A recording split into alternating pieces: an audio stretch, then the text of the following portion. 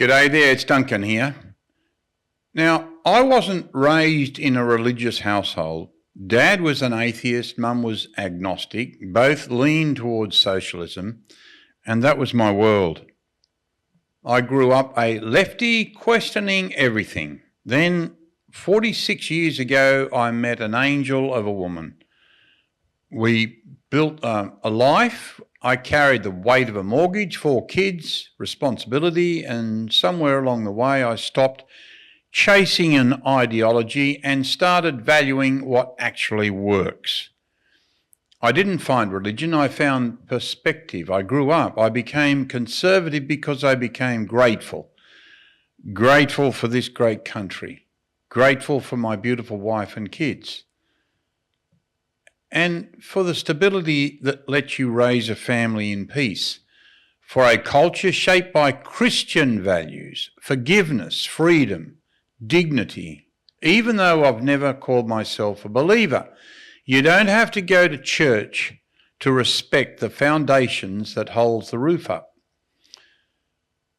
Over the years, I've worked alongside Muslim Australians, still do, Christians, Buddhists, Hindus, Jews, good, decent people who love this country as much as I do. Being a Christian, my wife insisted that all our kids go to Sunday school.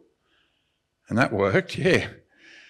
Years later, 2 married in a church, 2 on a beach, 3 daughters, 1 son, and now 12 grandkids, all free to choose their path. And that's what Australia's all about. No compulsion, no fear, and my daughters are not second-class citizens and have a choice to wear whatever they want, as do my granddaughters. And when I see young girls and women in parts of the Middle East, Africa, Iran or Afghanistan denied freedom, when I see gays jailed for who they are, I feel a knot in my stomach. Because I know how precious what we have is. We cannot take it for granted. This is not about blaming decent Muslim Australians. One of my mates is a devout Muslim. I've known him for over 20 years. He's a good man, a devoted husband, a devoted father, grandfather. And even though him and I couldn't be further apart in what we believe, it's never mattered one bit.